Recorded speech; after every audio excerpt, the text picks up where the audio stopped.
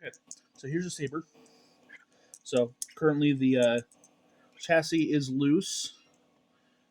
Um, when you've got it in and when it will arrive, it's going to, this screw here underneath the switch plate is a set screw. So that'll hold it in place. Um, so what you're going to want to do when you're taking it off, before you undo the set screw, let's see if I can angle this so you can see it.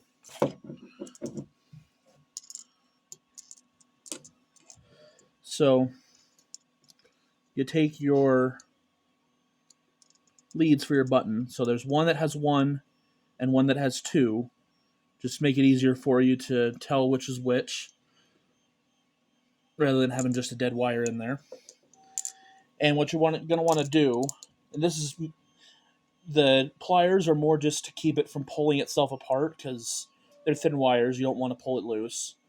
But you hold the base of the inner lead with the pliers. That's why I put the longer one inside. And then you just pull it out. Do the same thing on the other.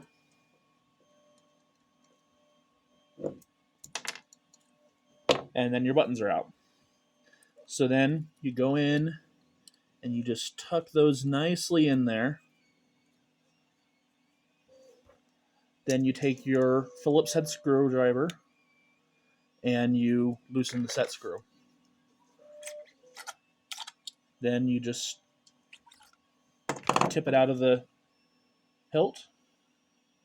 So your board is angled so that the SD card is easily accessible.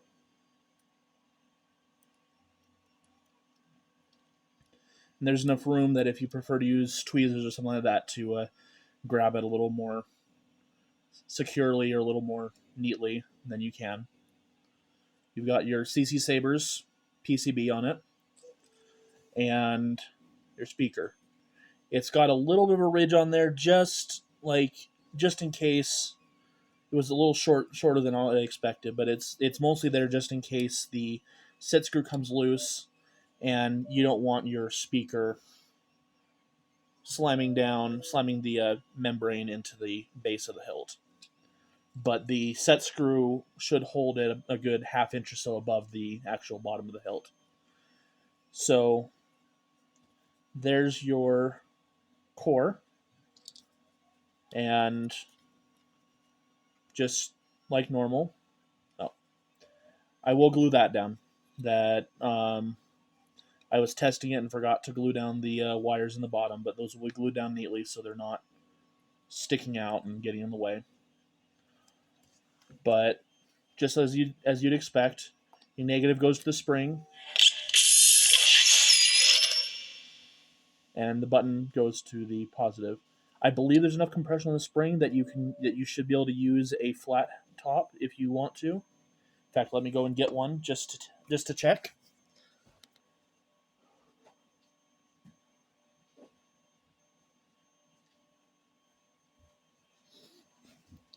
Hopefully this one's charged.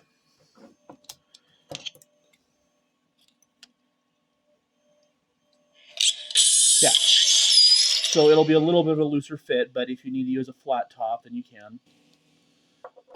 But it is a good length for a button top.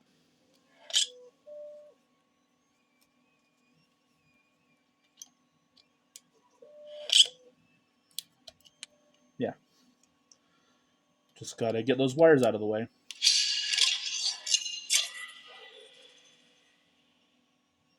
So there it is.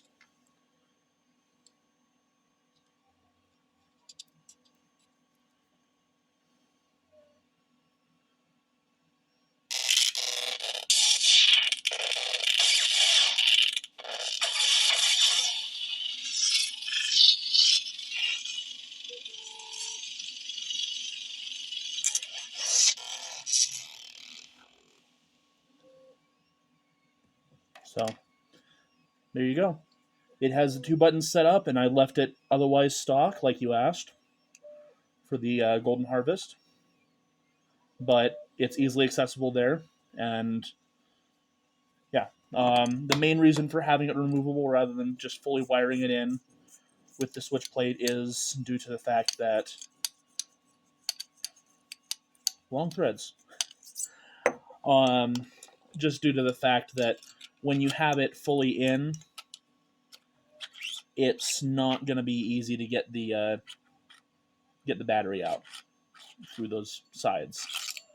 I mean, obviously, if there's a way to, like, you could theoretically pull off the shroud, but seeing as you have to pull off the switch plate to get to the set screw, which goes through the shroud anyway, as well as this brass one here, I figured it was easier just to make it fully removable, so you can plug it in and unplug it.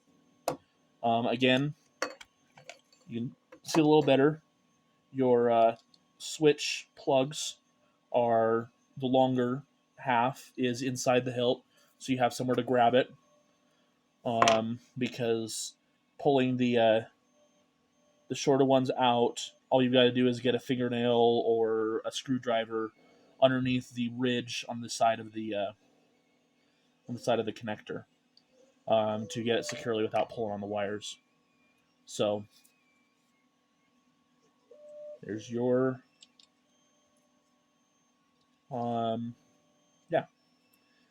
the wiring inside is a little bit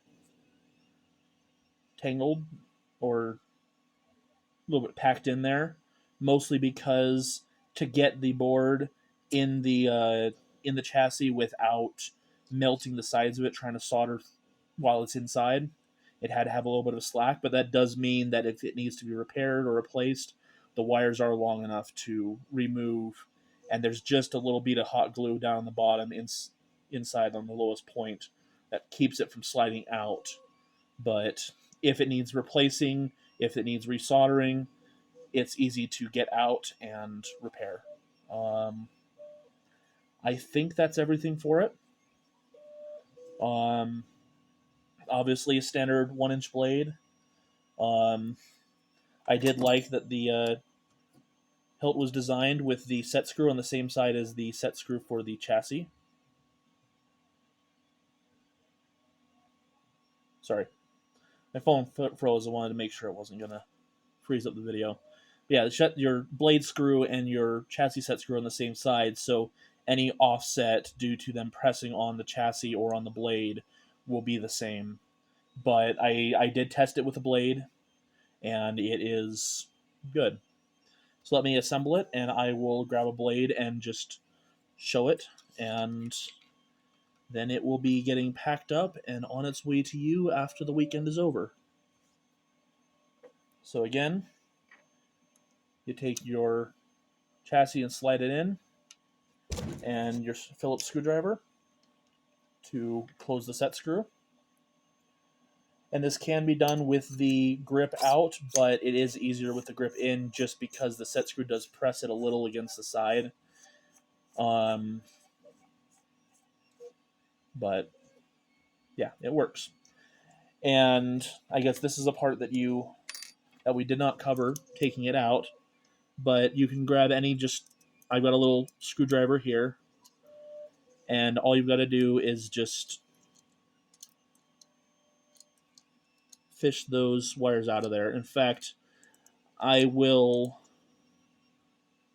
see if I can attach a little bit of string or wire to it just to give a little loop that you can hook. In fact, yeah, I'll probably put a little bit of wire right around the base of the connector, just so you have a little loop. You stick the screwdriver in and pull it out, just in case you may not be able to fish it out quite as easily or effectively as I was able to.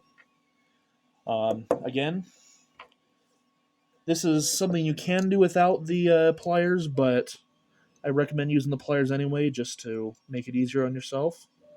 But you'll be able to see if it'll focus. Okay. There's a little ridge on there, and there's a little cutout in the female side. But basically, easiest way to know which direction to plug it in is look at the color of the wires, and if you're plugging it in with those lined up, you should be fine.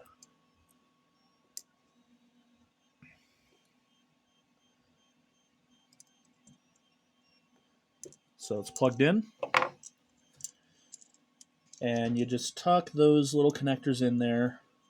As long as they're lined up pretty well with the actual hole for the switch plate, it's not hard to get the switch plate to just drop into place.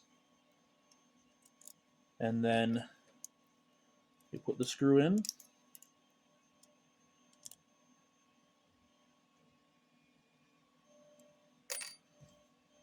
There you go. So,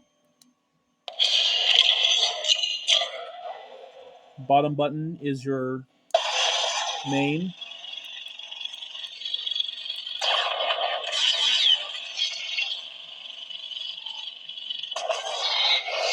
Top is your secondary. Volume control activated.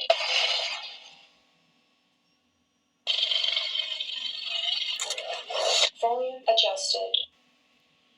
So that's that. Let me grab a blade and I will show that for just a moment.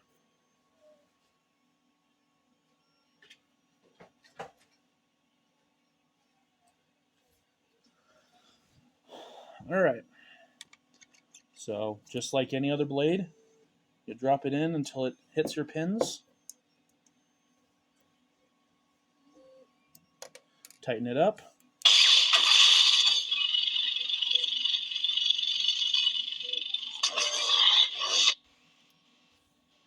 And like I said, it's got a good maybe ½ inch of resonance space at the base of the hilt so that it gets a good sound.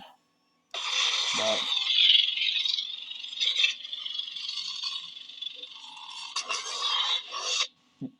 too used to a twist ignition. Put that on all my hilts, my personal hilts. So that's that. And your extra speaker that you sent with it was too big to fit inside the hilt, so we used the smaller speaker that you sent with the hilt. And yeah, it will be getting packaged up and sent your way as soon as we get past the weekend.